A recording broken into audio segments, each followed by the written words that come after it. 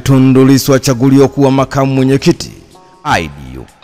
Mwenyekiti wa Chama cha Demokrasia na Maendeleo Chadema Bara Tundu Lissu akiwa bado yupo gerezani amechaguliwa kuwa makamu mwenyekiti muungano wa vyama vya kidemokrasia duniani IDU baada muungano huo kuhitimisha mfululizo wa mikutano yake nchini Ubelgiji kwa kufanya uchaguzi wa safu mpya za uongozi. Taarifa iliyotolewa na Chama cha Demokrasia na Maendeleo Chadema imesema katika mkutano huu ambako chama kiliwakilishwa na makamu mwenyekiti Democracy Union of Africa DUA kanda ya Afrika Mheshimiwa Deogratias Munisi, wajumbe walimchagua waziri mkuu mstaafu wa 22 wa Canada Mheshimiwa Stephen Harper kuendelea kuwa mwenyekiti kwa miaka mitatu ijayo. Aidha, mkutano mkuu kwa kauli moja ulimchagua mwenyekiti wa Chama cha Demokrasia na Maendeleo Chadema Taifa Mheshimiwa Tundu Antipas Lissu kwa sehemu ya jopo la makamu mwenyekiti wa umoja huu. Rekodi ya msimamo usioyumba katika kupigania haki, utawala bora na demokrasia Tanzania licha ya mazingira hatarishi ikiwemo jaribio la kutolewa uhai kama vilivyoelezwa kwenye mkutano mkuu, ndiyo iliyompa imani na wajumbe kutoka mataifa mbalimbali ulimwenguni umchagua Mheshimiwa Tundu Antipas Lissu katika wazifa huo. Zaidi ya wajumbe wa mkutano mkuu wa IDU waliambatanisha kuwa kwa uzoefu wake katika mapambano ya kutafuta demokrasia ya kweli, akina uhuru wa kweli, Mheshimiwa Tundu Antipas Lissu atatoa mchango mkubwa ndani ya IDU, hasa katika kuaminika katika maeneo mbalimbali yanayokabiliwa na changamoto za kuporomoka au kudolola kwa demokrasia na kuibuka kwa utawala wa kiimila hususan bara la Afrika. Ni taarifa kutoka huko nchini Ubelgiji. Hatimaye mwenyekiti wa Chama cha Demokrasia na Maendeleo Chadema Bara Tundu Lissu akiwa bado yupo gerezani amechaguliwa kuwa makamu mwenyekiti muungano wa vyama vya kidemokrasia duniani IDU baada muungano huo kuhitimisha mfululizo wa mikutano yake nchini Ubelgiji kwa kufanya uchaguzi wa safu mpya za uongozi. Rais atoa kauli watumishi wanaovujisha siri mmekosa uzalendo. Rais wa Jamhuri ya Muungano wa Tanzania Daktari Samia Suluhu Hassan ameitaka tume ya maadili kuendelea kusimamia maadili kwa watumishi wa umma, akisema kuna baadhi ya watumishi wamekosa uzalendo na maadili hadi kufikia hatua ya kupiga picha asili za nchi kwenye mafaili na kuvujisha mtandaoni. Akiongea Ikulu jijini Dar es Salaam wakati akiwaapisha viongozi wateule, Rais wa Jamhuri ya Muungano wa Tanzania Daktari Samia Suluhu Hassan amesema, naomba mkasimamie maadili kwenye utumishi wa umma. Tumeharibika sana. Leo hii mtumishi wa umma anakosa uzalendo, anakosa ule moyo, na kwamba mtumishi wa umma anathubutu kuchukua siri kwenye mafaili, anapiga picha kwenye simu yake na kusambaza kwenye mitandao ya kijamii akijua kwamba anamkomoa rais au akijua kwamba sijui anamkomoa nani, lakini kumbe ni yeye mwenyewe amekosa maadili. Ni yeye awajibiki katika taifa lake, uzalendo katika taifa lake hakuna. Kwa hiyo mambo yapo, hilo ni moja tu, lakini kuna mengi ndani ya utumishi wa umma. Kasaidieni viongozi kuwa na nidhamu, kwa sababu utumishi wa umma ndio injini ya uendeshaji wa nchi. Ni taarifa kutoka jijini Dar es Salaam. Hatimaye Rais wa Jamhuri ya Muungano wa Tanzania Daktari Samia Suluhu Hassan ameitaka tume ya maadili kuendelea kusimamia maadili kwa watumishi wa umma, akisema kuna baadhi ya watumishi wamekosa uzalendo na maadili hadi kufikia hatua ya kupiga picha siri za nchi na kusambaza mtandaoni. Daktari Tulia Ackson yatangaza nia kugombea ubunge Uyole. Spika wa Bunge la Jamhuri ya Muungano wa Tanzania ambaye pia ni rais wa Umoja wa Mabunge Duniani IPU na mbunge wa Mbeya mjini, Daktari Tulia Ackson ametangaza nia kugombea ubunge katika jimbo jipya la Uyole mkoani Mbeya katika uchaguzi mkuu utakaofanyika mwezi Oktoba mwaka huu. Daktari Tulia ametoa tamko hilo alipokuwa akihutubia mkutano mkuu maalum wilaya ya Chama cha Mapinduzi CCM, ambapo amesema kuwa ameamua kufanya uamuzi huo ili kuwahudumia wananchi wa Uyole kutokana na kasi ndogo ya maendeleo iliyoko katika eneo hilo. Daktari Tulia Ackson amesema maendeleo ya Uyole yanasonga kwa taratibu sana. Nimeamua na nimejitoa kwa moyo wangu wote kuhakikisha wananchi wa Uyole wanapata huduma stahiki wa maendeleo ya haraka. Nitoa wito kwenu, watu wengi watakuja kwenu. Chagueni kiongozi, chagueni mtumishi, itasaidia sana kuendelea kuyakimbiza maendeleo ya jamii. Daktari Tulia ameendelea kusema kuwa jimbo la Uyole limepatikana baada ya jimbo la Mbeya mjini kugawanywa, ambapo kwa sasa Daktari Tulia anamalizia muda wake kama mbunge wa Mbeya mjini na anajiandaa kugombea Uyole. Bado hajulikani ni nani atagombea jimbo la Mbeya mjini. Ni taarifa kutoka jijini Mbeya. Hatimaye Spika wa Bunge la Jamhuri ya Muungano wa Tanzania ambaye pia ni rais wa Umoja wa Mabunge Duniani IPU na mbunge wa Mbeya mjini Daktari Tulia Ackson ametangaza nia kugombea ubunge katika jimbo jipya la Uyole mkoani Mbeya katika uchaguzi mkuu utakaofanyika mwezi Oktoba mwaka 2025. Hatimaye mbunge Msukuma atoa kauli bungeni. Mbunge wa jimbo la Geita Joseph Kasheku Msukuma amesimama bungeni na kupinga kile kilichoibuliwa na mbunge wa jimbo la Kawe Askofu Josephat Gwajima cha kuzungumza kwenye mkutano na waandishi wa habari ambapo amemuonya kutoingilia maamuzi ya rais.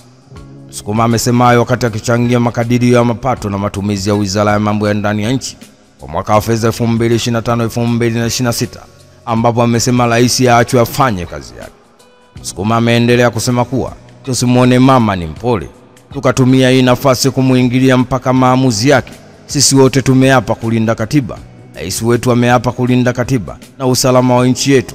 Aachiwe afanye kazi yake. Tusilete pressure za majimbo tukaanza kuingilia mamlaka, na rais ana nafasi ya kutengua mtu yoyote na kumweka mtu yoyote. Tusitumie upole wake wa Mama Samia Suluhu Hassan kuanza kuingilia mpaka state, kupanga na kupangua. Hapana, wananchi wetu wanatushangaa. Ni taarifa kutoka jijini Dodoma. Hatimaye mbunge wa jimbo la Geita Joseph Kasheku Msukuma amesimama bungeni na kupinga kile kilichoibuliwa na mbunge wa jimbo la Kawe Askofu Josephat Gwajima cha kuzungumza kwenye mkutano na waandishi wa habari ambapo amemuonya kutoingilia maamuzi ya rais. Donald Trump atoa kauli kwa Rais Putin. Rais wa Marekani Donald Trump ameonyesha kuchukizwa na kitendo cha rais wa Urusi Vladimir Putin kuendeleza mashambulizi nchini Ukraine, ikiwemo shambulizi kubwa zaidi la anga dhidi ya Ukraine ambapo Trump amemuita Putin kuwa ni kichaa.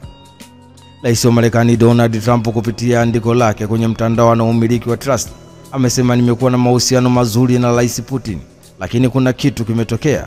Amekuwa kichaa kabisa. Anaua watu wengi sana, sio tu wanajeshi. Makombora na drones zinashambulia majiji na miji ya Ukraine bila sababu yoyote. Siku zote mara zote nasemaga Putin anataka Ukraine yote na sio tu sehemu ndogo ya Ukraine. Na labda hiyo inathibitisha kuwa kweli, lakini nimemhakikishia akiendelea kufanya hivyo litakuwa ni pigo kubwa kwa nchi yake ya Urusi. Rais wa Ukraine Zelensky na yeye afanye vizuri katika nchi yake. Kwa jinsi anavyoongea, kila kitu kutoka kinywani mwake kinasababisha matatizo. Sifurahii pia, na itakuwa bora akiacha hii vita. Isingeanza kama angekuwa rais. Hii ni vita ya Putin na Zelensky na Biden, sio vita ya Trump. Na nipo hapa kusaidia tu kumaliza vita hii. Takriban watu 12 wameuawa na wengine kadhaa kujeruhiwa nchini Ukraine usiku wa kuamkia leo baada ya Urusi kufanya shambulizi kubwa la ndege zisizo na rubani, yani drone, na makombora 367 ambayo ni idadi kubwa zaidi katika usiku mmoja tangu kuanza kwa vita hiyo mwaka 2022. Akiongea na waandishi wa habari New Jersey siku ya Jumapili, Rais Donald Trump ameulizwa iwapo anafikiria kuiwekea vikwazo Urusi, na Trump amejibu kabisa, licha ya kwamba rais huyo wa Marekani ameitishia mara kwa mara kufanya hivyo kabla, lakini bado hajaweka vikwazo vyovyote dhidi ya Urusi. Ni taarifa kutoka nchini Marekani. Hatimaye rais wa Marekani Donald Trump ameonyesha kuchukizwa na kitendo cha rais wa Urusi Vladimir Putin kuendeleza mashambulizi yake nchini Ukraine, ikiwemo shambulizi kubwa zaidi la anga dhidi ya Ukraine ambapo Trump amemuita rais wa Urusi Putin ni kichaa. Chadema atoa kauli maamuzi ya msajili Nibati. Kamati kuu ya Chama cha Demokrasia na Maendeleo Chadema imeazimia kuwa haitofuata maamuzi ya msajili wa vyama vya siasa, ambapo pamoja na mambo mengine yaliyolenga kutengua uteuzi wa wajumbe 8 wa sekretariat ya kamati kuu ya Chama cha Demokrasia na Maendeleo Chadema waliothibitishwa na baraza kuu la chama hicho Januari 22 mwaka 2025 kwa kuwa maamuzi yao ya msajili Nibati. Akiongea jijini Dar es Salaam, makamu mwenyekiti wa Chama cha Demokrasia na Maendeleo Chadema Bala John Heche amesema kamati kuu ya chama hiyo imekutana kwa siku 2, Mei 23 mwaka 2025 na Mei 24 mwaka 2025, na haya ni maazimio ya kamati kuu. Moja, kamati kuu imepokea barua ya msajili wa vyama vya siasa aliyoandikiwa katibu mkuu wa chama chetu, na tumetafakari kwa kina na tumejiridhisha kwamba msajili amekwenda kinyume cha sheria ya vyama vya siasa kwa sababu hana mamlaka ya kupokea, kusikiliza na kufanya maamuzi malalamiko ya mwanachama yote wa chama cha siasa kama alivyofanya yeye. Maamuzi yake ni batili na Chama cha Demokrasia na Maendeleo Chadema haitofuata maamuzi hayo. Msajili amejigeuza kamati ya rufaa ya chama chetu. Katiba ya nchi yampa mamlaka. Kama kuna mwanachama analalamika, vipo vyombo vya ndani vya chama chetu vya kukata rufaa. Na mbaya zaidi, msajili na watu wake kuna tuhuma kuwa wao ndio walalamikaji kwa kutumia mtu huyo ambaye ametumika kama kikalagosi. Wao ndio walioandika barua na kusikiliza kesi, na wao wameamua. Tumekataa uamuzi huo. Katibu mkuu wa chama chetu ndio yule tuliyempitisha, full stop. Majibu ya Chama cha Demokrasia na Maendeleo Chadema yamekuja kufuatia msajili kuandikia barua chama hicho baada aliyekuwa mwenyekiti wa Chama cha Demokrasia na Maendeleo Chadema wilaya Mwanga, Lembless Mchome, umuomba msajili kutengua maamuzi ya baraza kuu la chama hicho kwa kuwa kikao kilikuwa na kasoro. Alisema baraza kuu alikuwa halali kwani alikidi haikutumika, lakini pia ndani yake walikuwemo watu ambao sio wajumbe halali baraza kuu. Kwa mujibu wa katiba ya Chama cha Demokrasia na Maendeleo Chadema, kauli ambayo Chadema imeipinga na hivi karibuni, meya wa zamani wa Ubungo Boniface Jacob maarufu kama Boniai alinukuliwa akisema Mchome amepangiwa nyumba ya kuishi Masaki na msajili huyo. Mpango wao ni mmoja, unaolenga kuvuruga Chadema. Ni taarifa kutoka jijini Dar es Salaam. Hatimaye kamati kuu ya Chama cha Demokrasia na Maendeleo Chadema imeazimia kuwa haitofuata maamuzi ya msajili wa vyama vya siasa ambayo pamoja na mambo mengine yaliyolenga kutengua uteuzi wa jumbe wanane wa secretariat ya kamati kuu ya Chadema waliothibitishwa na baraza kuu la chama hicho Januari 22 mwaka 2025 kwa kuwa maamuzi yao ya msajili ni batili. Hatimaye Daktari Nchimbi akagua maandalizi ya mkutano. Katibu mkuu wa Chama cha Mapinduzi CCM Balozi Daktari Emmanuel John Nchimbi akiwa ameambatana na wajumbe wa sekretariat ya halmashauri kuu ya Chama cha Mapinduzi CCM Taifa NEC amekagua ukumbi wa mkutano wa Jakaya Kikwete Center akiwa ni sehemu ya maandalizi ya mkutano mkuu wa Chama cha Mapinduzi CCM Taifa utakaofanyika Mei 29 na Mei 30 mwaka 2025 jijini Dodoma. Ni taarifa kutoka jijini Dodoma. Hatimaye katibu mkuu wa Chama cha Mapinduzi CCM Balozi Daktari Emmanuel John Nchimbi akiwa ameambatana na wajumbe wa sekretariat ya halmashauri kuu ya Chama cha Mapinduzi CCM Taifa NEC amekagua ukumbi wa mkutano mkuu wa Jakaya Kikwete ikiwa ni sehemu ya maandalizi ya mkutano mkuu wa Chama cha Mapinduzi CCM Taifa utakaofanyika Mei 29 na Mei 30 mwaka 2025 jijini Dodoma.